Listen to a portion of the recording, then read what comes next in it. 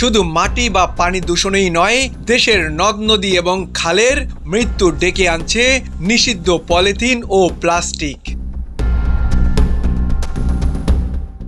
অপচনশীল বর্জ্যে ভরাট হয়ে যাচ্ছে নদ নদী ও খালবিলের তলদেশ। বন্ধ হয়ে যাচ্ছে খালের প্রবাহ ও সুয়ারেজ লাইন।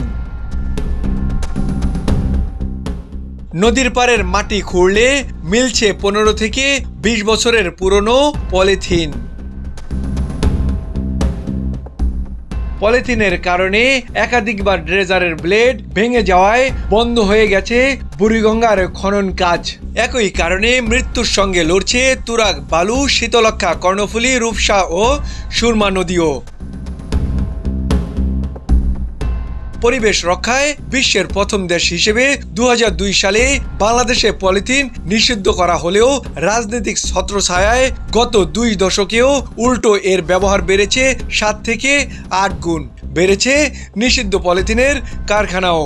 দেশের সরকারি ও বেসরকারি বিভিন্ন সংস্থার গবেষণায় উঠে এসেছে এসব ভয়ঙ্কর তথ্য।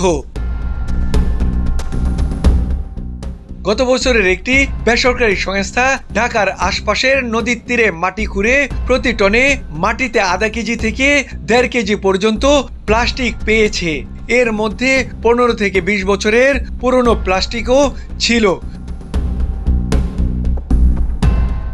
কর্ণফুলী নদীতে 2018 সালে ড্রেজিংয়ের সময় 48 লাখ ঘনমিটার মাটি উত্তোলন করা হয়।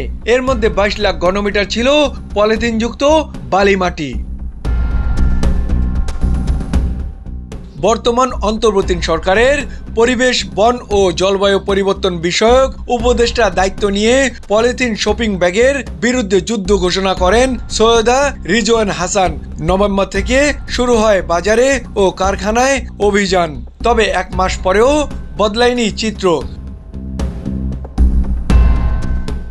গত 6 নভেম্বর আন্তর্জাতিক পরিবেশ সম্মেলনে সৈয়দা রিজওয়ান হাসান সবাইকে পলিথিন বর্জনের আহ্বান জানিয়ে বলেন, পলিথিনের কারণে ঢাকার বুড়িগঙ্গা নদী উদ্ধার করা যাচ্ছে না। নদীর নিচে 3 থেকে 4 স্তরের পলিথিন পড়ে আছে। এ কারণে সেখানে ড্রেজিংও করা সম্ভব নয়। মোয়াজ্জেম হোসেন, চলমান বিশ্ব।